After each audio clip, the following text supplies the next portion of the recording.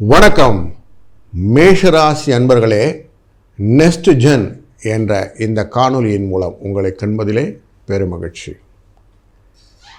இன்றைக்கு நாம் பார்க்க போகிறது ஆவணி மாதத்தின் பலன்கள்.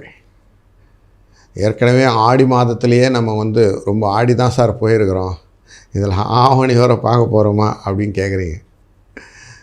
சார், நமக்கு சூரியன் எப்பெல்லாம் மூவ் ஆகிறாரோ அப்போல்லாம் பலன்களும் மாறும். ஏன்னா சூரியன் தான் நம்ம ஆத்மஸ்வரூபமாக நம்மளை பார்க்கும்போது அவர் எங்கெல்லாம் போகிறாரோ அப்போல்லாம் அதனுடைய நல்லது கெட்டது ரெண்டுமே நம்மளை பாதிக்கும். 4ஆம் இடம் என்ற கடகராசிக்குள்ளே இருந்த சூரியன் இப்போது 5ஆம் இடமான சிம்ம ராசிக்குள்ளே போகிறார். உங்களை பொறுத்த வரைக்கும் இந்த 5ஆம் இடமான சிம்ம ராசிக்குள்ளே போகிறதுனால அவர் அங்கே ஆட்சி பெறுகிறார் அப்படின்னு ஆகிடும். உங்களுக்கு 5ஆம் இடம் நல்லதற்கா அப்படின்னு பார்க்குறதும், மற்ற கிரகங்கள்லாம் எங்கே இருக்குதுன்னு பார்க்கும்போது உங்கள் ராசியிலிருந்து 3ஆம் இடம் அப்படிங்கிற இடமானது முயற்சி ஸ்தானம், லாபத்தை கொடுக்கக்கூடிய, வெற்றியை கொடுக்கக்கூடிய இடங்கள். அப்படிங்கிற இடத்துல மிதுன ராசிக்குள்ளர குரு அமர்ந்திருக்கிறார், சுக்கிரனோட உட்கார்ந்துருப்பார். இந்த சுக்கிரன் 19ஆம் தேதி ஆகஸ்ட் அன்னைக்கு கடகராசிக்குள்ளே போயிடுவார். அங்கே சுக்கிரனும் புதனும் சேர்ந்து கடகராசியில் இந்த மாதத்தில் அமர்ந்திருக்க போகிறார்கள். இந்த புதன் கொஞ்சம் அங்கங்கே மூவ் ஆகிற சிம்ம ராசிக்குள்ளே போவார், அப்புறம் கன்னி ராசிக்குள்ளே போகிறார் அப்படிங்கிறது இருக்கும். சூரியன் சிம்ம ராசியில் ஆட்சியில் கேது அப்படிங்கிற ஞானகாரகனோடு உட்கார்ந்துருப்பார்.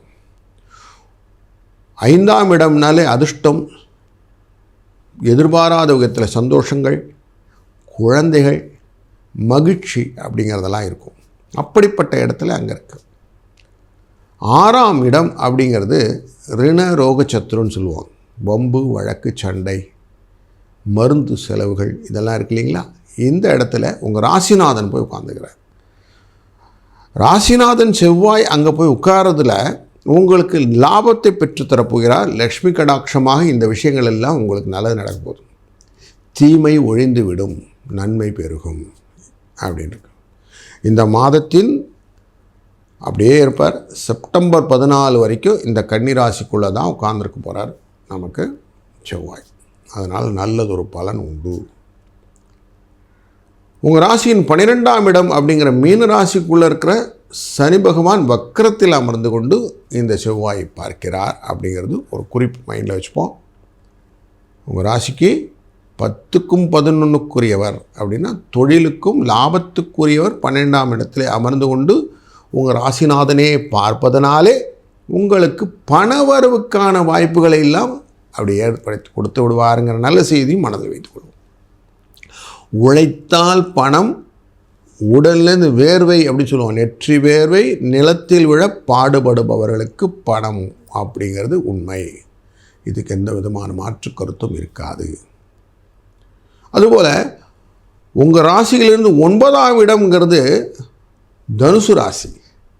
அந்த ராசியை இந்த சனி பகவானும் பார்க்கிறார். 3ஆம் இடத்தில் அமர்ந்திருக்கக்கூடிய மிதுன ராசியில் இருந்திருக்கக்கூடிய பார்க்கக்கூடிய குருவும் பார்க்கிறார்.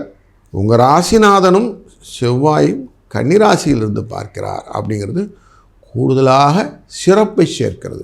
அப்போனா நிறைய பூர்வ புண்ணியத்தினால் வரக்கூடிய பலன்கள் உங்களுக்கு உண்டு. அதனால் குழந்தைகள் விஷயத்திலும் குடும்ப விஷயத்திலும் நல்லதொரு பலன்கள் உண்டாகும். முக்கியமாக இந்த ஆவணி மாதத்தில் நிறைய கிரகங்கள் பிறந்த மாதம். இது ரொம்ப சிறப்பான மாதம்.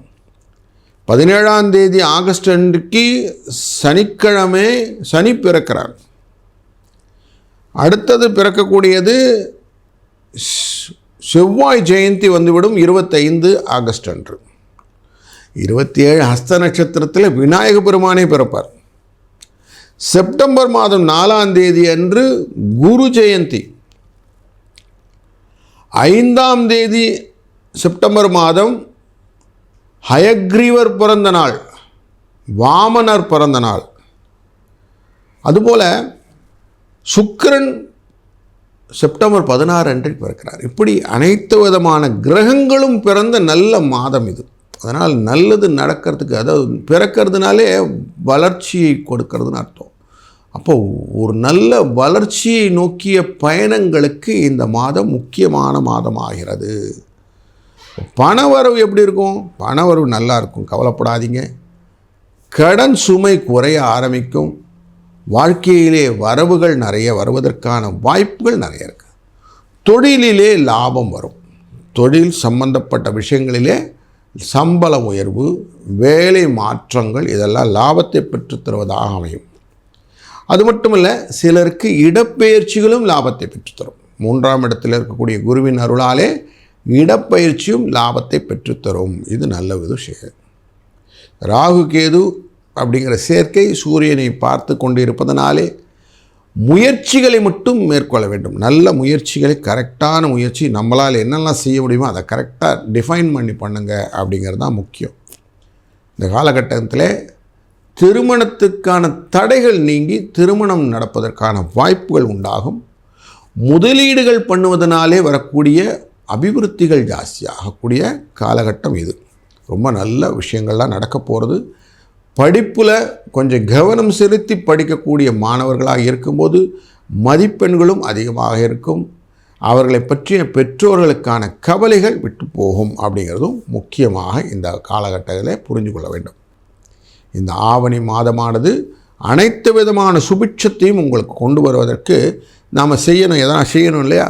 விநாயகர் சதுர்த்தி அன்று அவசியம் கடனை குறைத்து கொள்ளுங்கள். கொஞ்சம் கடனை அடைங்க. கடன் அடைக்கும் போது விநாயக பெருமானின் அருளாலே அது அப்படியே கடன் குறைய ஆரம்பிச்சிடும்.